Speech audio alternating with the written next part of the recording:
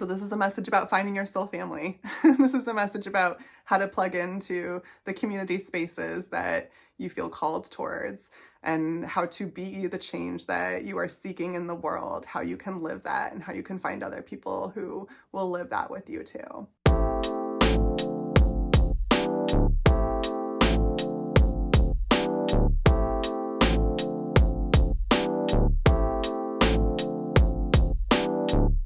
Hello and welcome to another Soulful Sunday video. I'm recording these on Sundays, but there's no time limit on the information or messages that come through. I'm just using Sundays as kind of a placeholder for myself of when I really want to intentionally center this type of time. So whenever you're watching this, might be Sunday, might be another day, might be weeks from now, might be months from now, years from now, who knows? Whenever you're watching this, the wisdom, the messages, the cards that come through are absolutely still very relevant.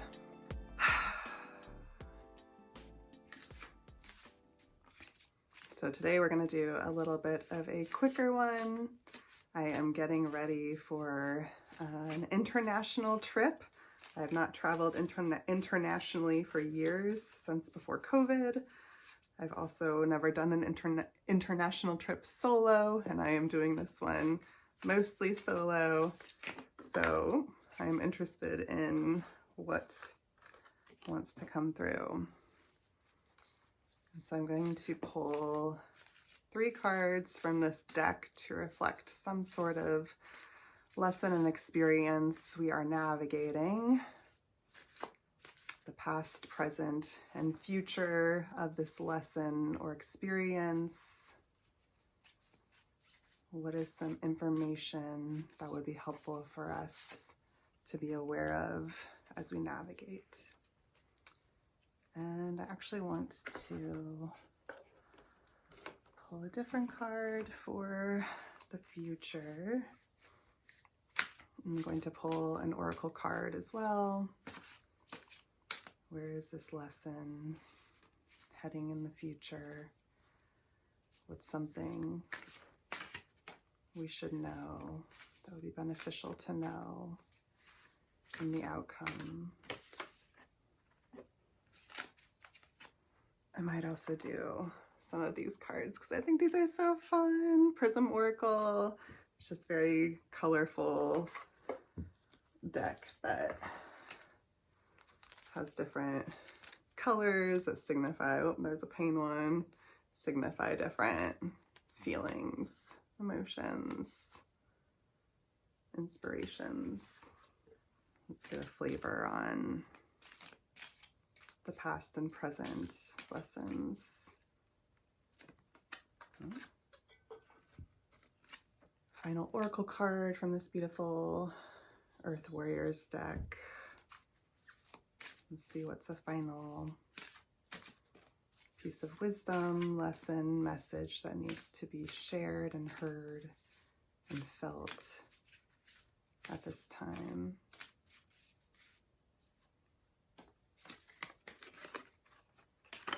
All right, and so here's what we've got. Interesting. For the past, we ended up with this Lilith power card.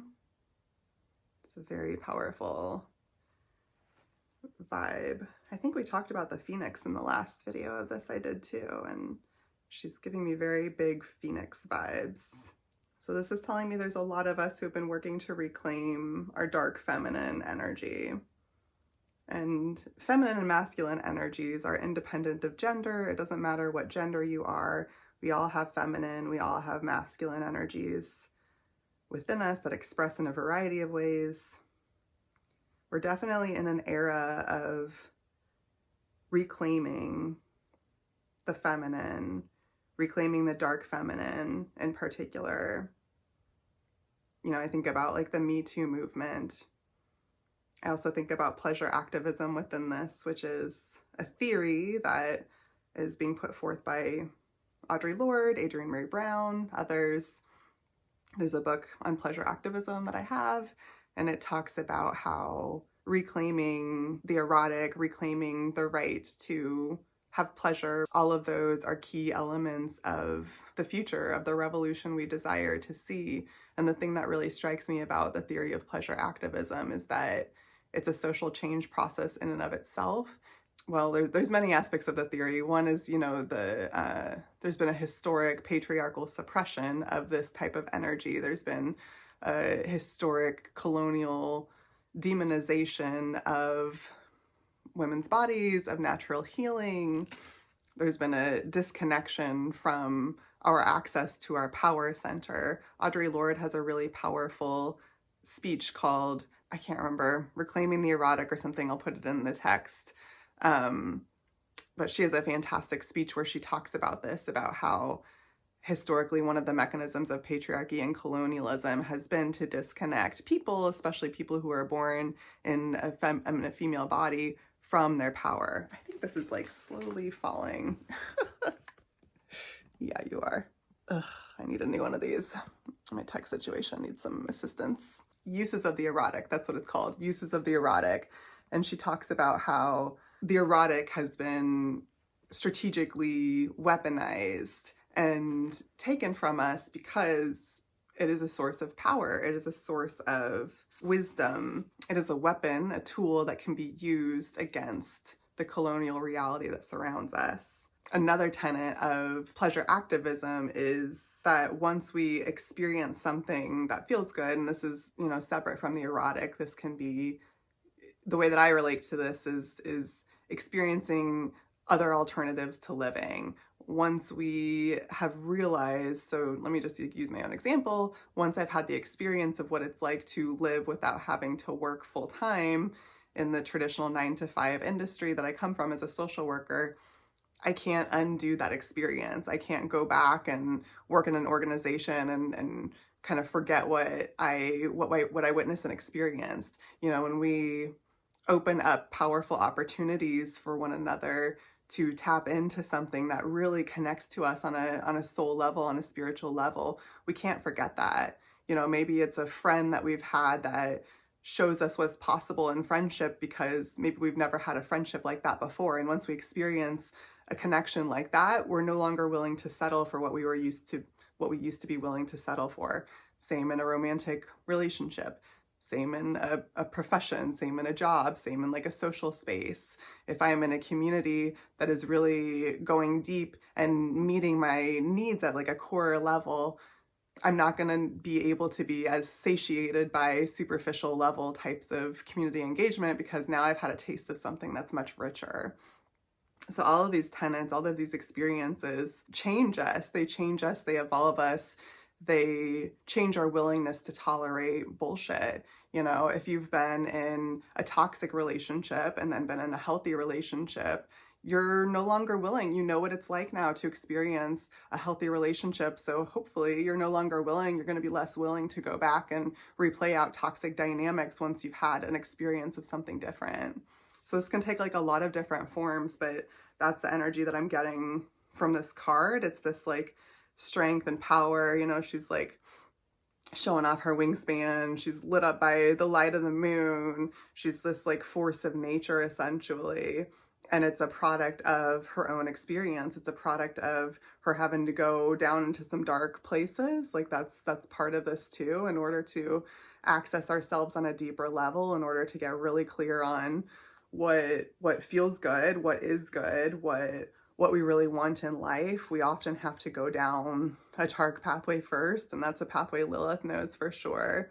But once we've done that journey, there's a underworld story. Inanna, I think, is the name of the person.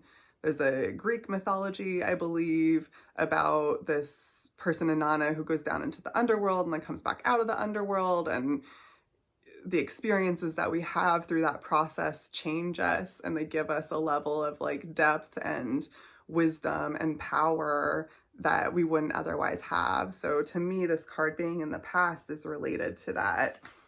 The rainbow card, the prism oracle card that I pulled with this is just this like tiny little dot. It's like a little tiny light of knowledge. It makes me think of a kernel of hope. I used to think about this quite often. when I was earlier on in my spiritual journey and really becoming disillusioned and disenchanted with the world around me, I started to look for just kernels of hope. Like, just give me a kernel, you know, like just a kernel of hope. Give me some tiny little speck of light to hold on to and to move deeper towards in my journey when I'm in a place of darkness and feel like I don't know where to go or where to look. And that little spark of light is intuition. That little kernel that we can follow in those times of dark periods is our intuition. So to me, these two cards together are speaking to that. You know, there's like an isolation period that we have to go through when we're on this journey. We have to go down into the underworld. We have to go down and look at our shadow. We have to sit with that and deal with that ourselves. We can have support through therapy or social connections or relationships, but ultimately that's a solo journey. That's an isolation journey to figure out like where is that tiny little spark, you know? If she's down in the underworld, if she's down in hell, she doesn't have this light behind her lighting it up. She has to find this little tiny spark and be able to follow it to get to the place where the light becomes this big. So it's kind of like speaking to me on that level too, you know, like this is the tiny kernel that we have to find in those time periods of isolation and darkness. And then we follow it and we follow it and we follow it and we get closer to it. And eventually that's what can like magnetize us and give us that power and turn that darkness into something that is a strength for us.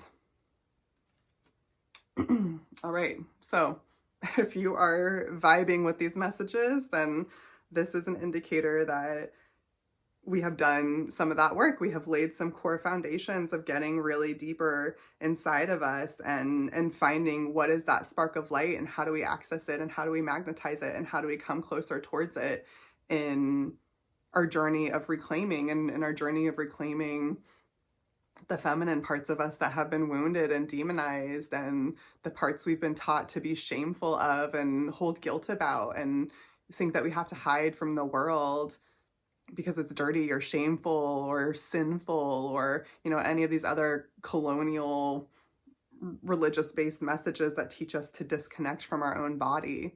This journey that we've been on has been about reclaiming that. And, you know, maybe we haven't fully accomplished that, but that's what the foundation has been. So coming out of that place of really having to go down into the dark and reclaim some of that core power, that core feminine power that connects us to our body, that connects us to our intuition, that connects us to our wisdom, that connects us to a greater form of knowledge than the brain. The patriarchy wants us to focus on the brain. Colonialism wants us to focus on the brain. The divine feminine energy, Lilith, wants us to focus on the power that exists within our body, the power that exists within our chakra centers, the power that exists within our connection to the erotic, to that which is most innate to the experience of being alive. So we've got this Purifier card next. Pele, Purifier. So Pele is the Hawaiian goddess of fire who lives on Earth, the original divine spark of creation, the goddess of volcanoes. Her unquenchable fire is the purifying force that provides balance for the desecration that humans are responsible for on Earth. She has righteous anger and demands respect for life and the planet. Okay. I see. When Pele appears, expect the unexpected. Her purifying fire often destroys well-laid plans in form that no longer serves you. She brings a supreme opportunity to align with spirit and come away from attachment to the physical world and the past. Through her dismembering influences and rude awakenings, you are regenerated right to yourselves. So to me, this is talking about an externalization of the power that is accessed internally. This is something that I have found to be really true, is that we are only as powerful, we can only impact the world as powerfully as we have taken that inner journey and impacted ourselves. We can't teach what we don't know. We can't travel where we won't go. We have to go to those dark places and do some of that dark excavating work on ourselves on a deep personal internal level before we can flow that outwards. So this is a card that's very it's got a powerful imagery. As perhaps you're noticing, it's very like divine feminine, but it's flowing outwards. You know, she's got her hands facing outwards. There's this feeling that this energy, this lava, this flame of destruction, but it's coming from a loving place, because look at her eyes and look at her face. You know, she's not destroying to cause harm. She's not destroying to cause destruction. That's not her MO. She's purifying. She is sending out this fire energy. Fire is the great transformer. So fire can destroy, but fire is also what allows for new growths. In forests, for example, one of the ways that people have tended to forest for centuries, for thousands of years, indigenous people did this. Colonizers came and have stopped it, unfortunately, which is why we have so many wildfires in places like California, for example, because the ecosystem is out of balance. Humans, for thousands of years, indigenous populations would work with fire. We still work with fire to help forests to clear out the old growth so that new growth can come in, so that the forest isn't crowded, so the forest can breathe, so new plant life can be supported. It's the same kind of like purifying energy. And so to me, I'm seeing this play out on an energetic level. You know, once we have done the dark internal underworld journey ourselves of finding that spark of light, following our intuition, figuring out what does it mean for us to stand in this kind of power, even if we can't access it all the time. Like, trust me, I do not access this level of power all the time. There are times I feel it. There are times I feel disconnected from it. But we have to engage with this level first before we can then send that flow outwards. And this is like transforming society. This is like sending that flame outwards. You know, I've done it on myself. I've become the phoenix myself. I've emerged from the ashes myself. And now I can transform the world around me. I can send out this loving energy in a way where it's like a flame, where it clears out all the underbrush, it clears out all the junk, all the crap, all the stuff that's not love, all the stuff that doesn't belong anymore, all that needs to be cleared out. We can purify that through our energy that we send out into the world and allow for new growth to then come through. So it's a transformational process that really does become energetic. You know, one thing that I've observed in myself is that as I've walked this journey of really connecting deeper with myself, the way that people experience my presence changes. When I'm engaged with somebody, I can often feel that I'm able to open up parts of them that maybe they don't usually access because they're not used to engaging with somebody that is, you know, that has gone through the journey that I have. Especially where I live in Kansas, I'm around a lot of people who have led very homogenous lives, who haven't necessarily done that, like excavating in our Lilith journey. You know, I have taken major strides to do that, both internally and externally, over these last few years. And so I see now that it shows up in the way that I engage with people. So I'm just using that as a personal example of like what this can look like in real life. It can look like a capacity to help people connect to themselves on a deeper human level than is usually accessible to them because they haven't done that underworld journey. And that's what ultimately allows this transformation, because then again, you know, this building from pleasure activism, once they have that experience, once we have a deeply connective experience with somebody, sometimes it's just like, it's something that can take place in one interaction. We can change someone's life in one interaction, and we can open up a new way of them feeling about themselves and feeling about other people in one interaction. It's truly possible to do that. And, you know, if you've worked with people, maybe you're a social worker, maybe you've seen some of that already, where you've engaged with somebody, had a really profound experience, someone's told you like they'll never forget that, or you changed their life.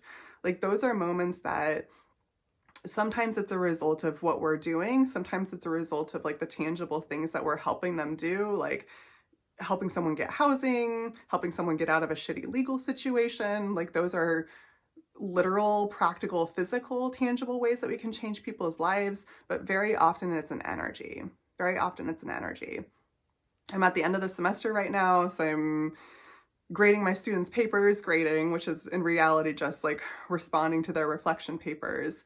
And that's what I'm seeing. You know, I have been able to externalize some of what I've learned into a class I teach on institutional oppression. And students at the end of the semester are saying that not all of them, but many of them have been transformed. And again, it's a result of me being able to access that energy myself, because I have done that work, I know how to support other people in getting to those deeper levels of connection with self. The energy that comes with this is caution. So I'm sharing these personal examples because I want you to think about examples in your own life of when you've been able to send out this kind of like powerful transformative energy and like purify someone, essentially help them feel less shame, feel less guilt, feel more connected, feel more self-love. But the card that comes with that is caution. And I actually want to see what the little guide says about this, because I could speak on what I think we need to be cautious with, but I want to see.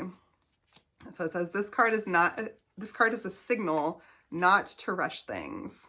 It asks you to slow down and listen to your inner voice. If something doesn't feel right about the situation you're in, ask questions, honor your intuition, and proceed with care. Yes, this is a power.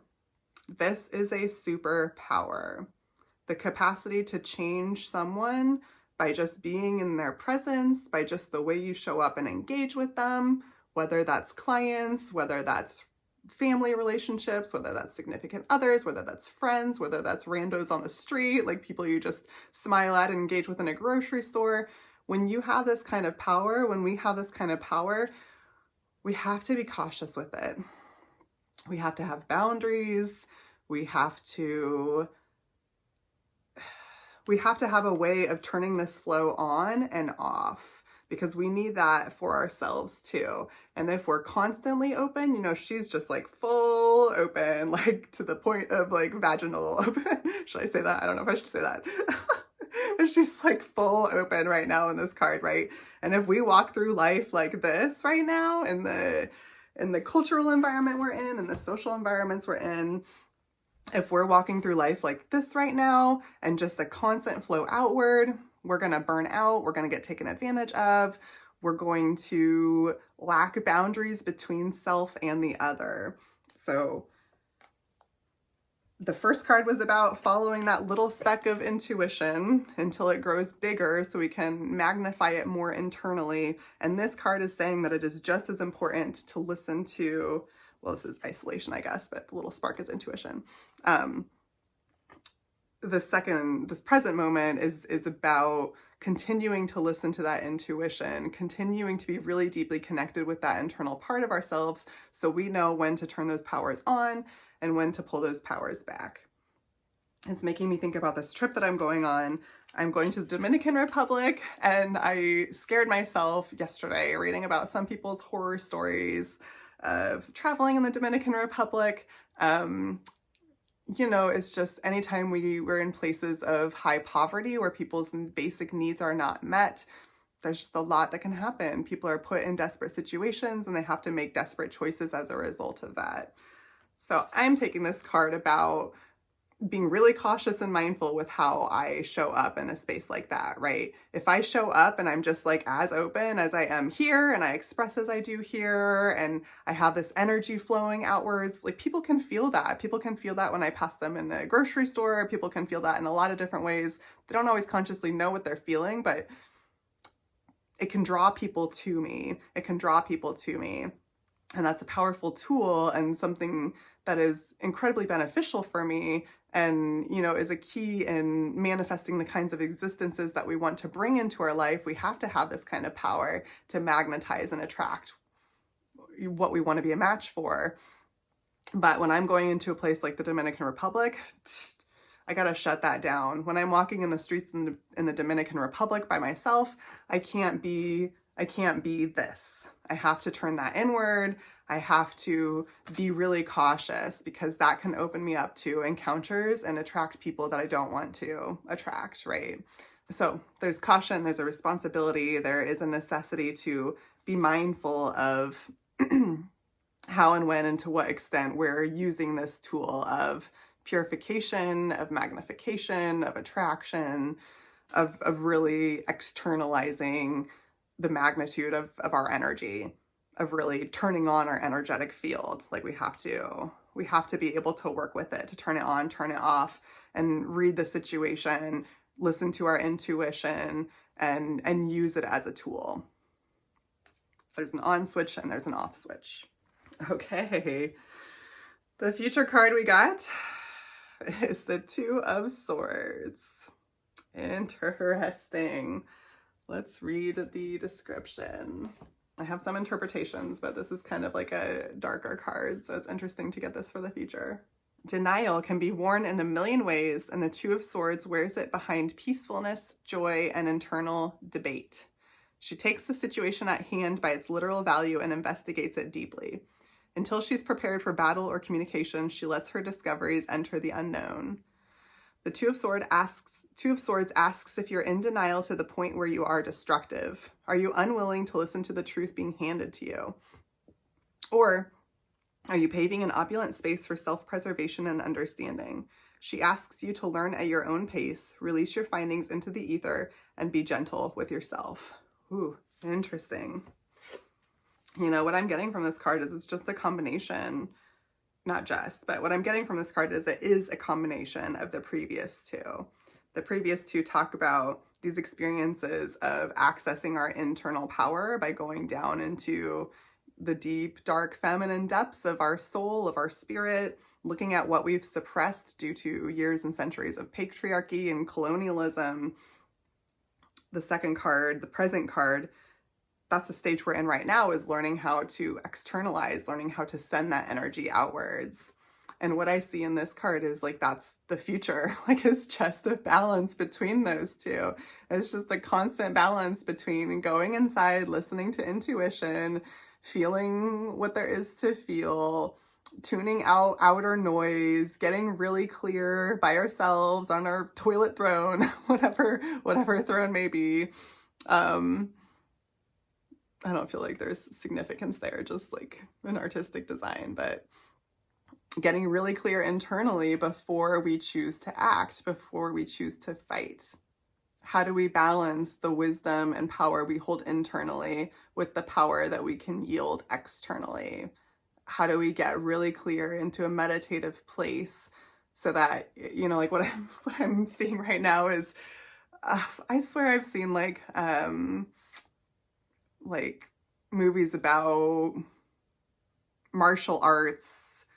My dad used to watch a lot of these, but like movies about martial arts where people would go through a training process by wearing blindfolds and having to really listen and, you know, having to fight off and train and practice these martial arts with that blindfold on, because it's a more in-depth training, because it allows you to not be distracted by what you see. It allows you to really tune in and use the body in its full wisdom, so that I can sense if someone's behind me, and I can sense if someone is in front of me. And I, you know, even just like closing my eyes right now, it's a much more intimate, depthful, sensory-based experience when I take away one of my major senses, when I take away my capacity to see, which allows, you know, projection and my mind to decide. If my eyes are closed, when my eyes are closed, I'm totally in my body. I'm totally having to sense based on my other sensory experiences, based on the physical experience of being in my body. So that's what I see. That's what I feel from this card, is like, that's a little bit of the future of yielding this kind of power. It is really having clear boundaries. It is really protecting ourselves from undue external influences. It is really learning to use our internal resources, amplifying all of our senses, not relying on just one Cartesian, like, what can we see, and therefore what can we decide to do based on that. It's getting into that flow where the internal is so connected with the external that we have essentially been training with a blindfold on. And so when we take that blindfold off, we can still access all of those same powers. We don't have to go back to just relying on what we see. We've built the muscles of being able to have a full body experience in this process of social change. And this is how we keep ourselves protected. This is how we keep ourselves sustainable. It is by keeping ourselves a little bit closed off, a little bit protected. You know, she's kind of like, she's a little bit hunched over like this. And I don't see fear. You know, the card doesn't talk about fear. She's doing this from a place of peace and inner stillness. But, you know, she's connected to her physical body above everything else. And from that place, she's ready to respond. So the future of walking this journey, the future of yielding this kind of power is to do it from a really centered, grounded, internalized place where, you know, we have boundaries with news, we have boundaries with media. We're not looking to other people to get advice and wisdom on what we should do. We're listening to ourselves. I said this was going to be shorter, and here I am just talking it up. Okay, final card is our Oracle card.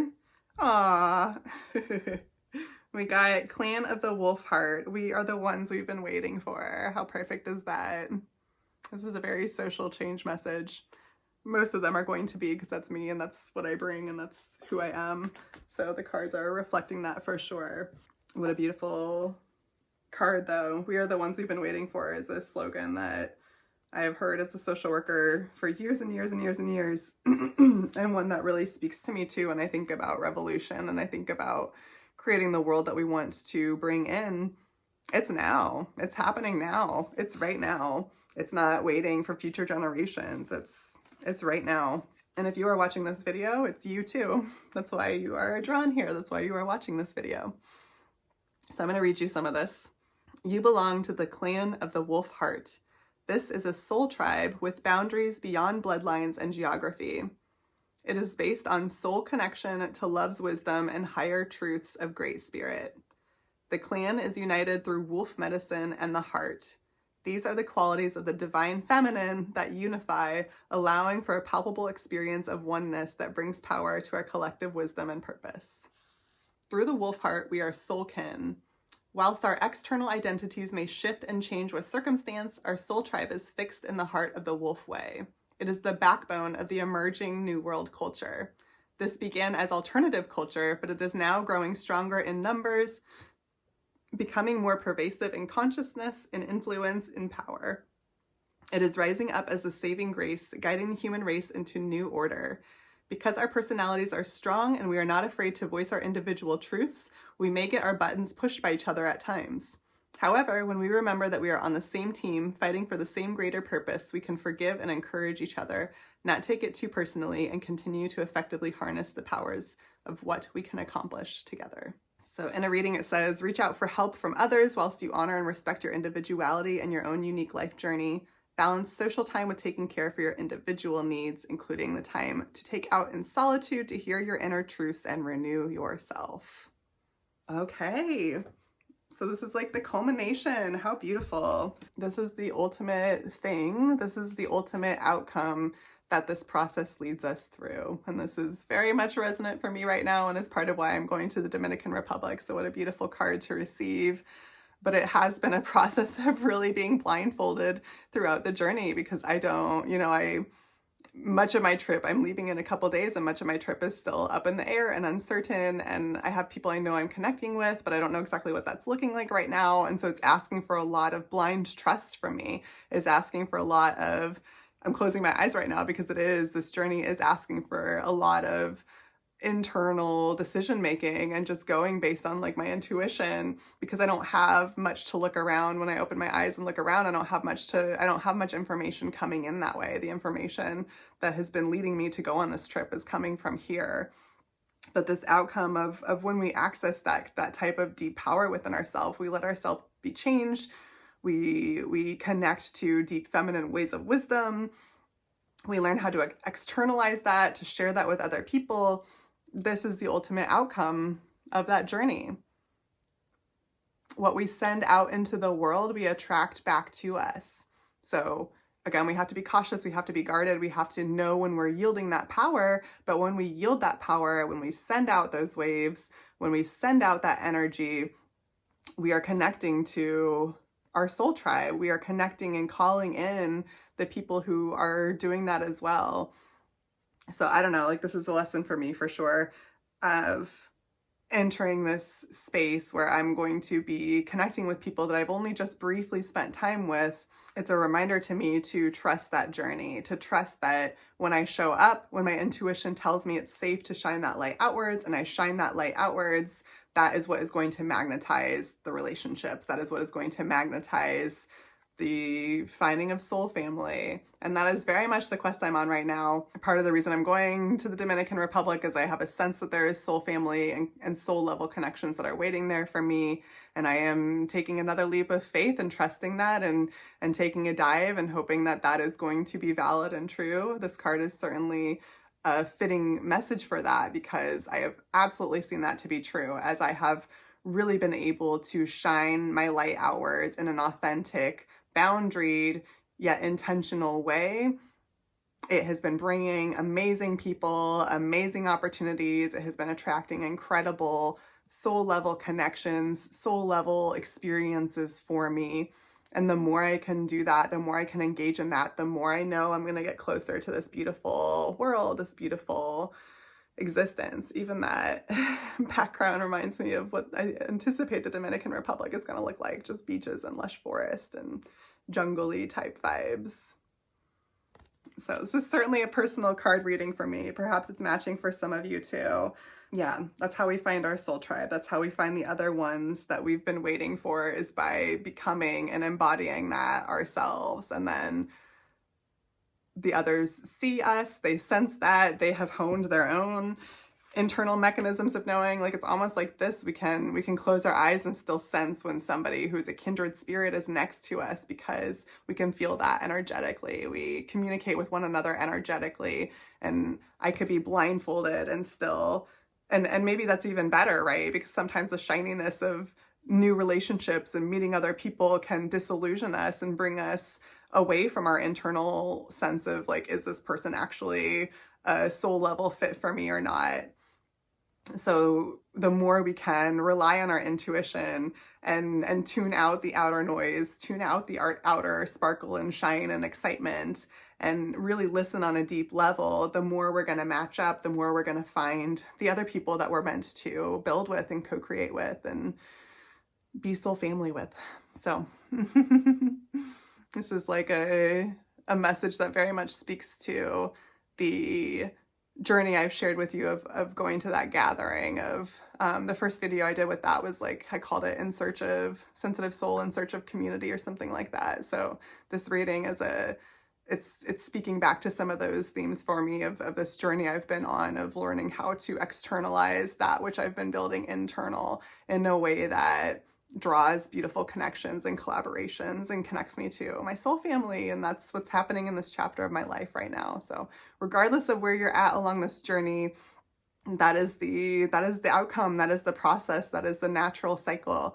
The more that you can excavate those internal parts of yourself and get to know yourself on a deep level, and the more you can bring that into the way that you can show up into the world and really hone that power as your own, the more you're going to attract the beautiful people and the beautiful relationships that your soul is hungry for, because they're out there.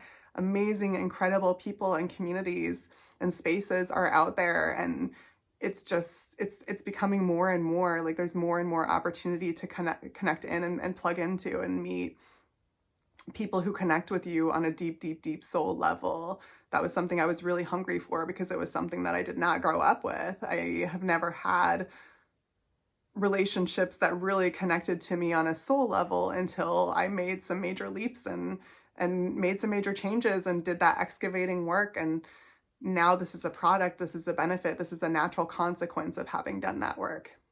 It becomes the external in the world around you.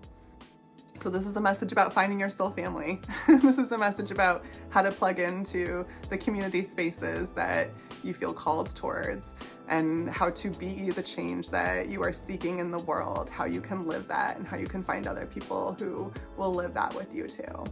So I hope something in here has been helpful for you. I know it's been helpful for me, and I look forward to seeing you next time whenever I have the calling to do this again. Sending you much love in the meantime.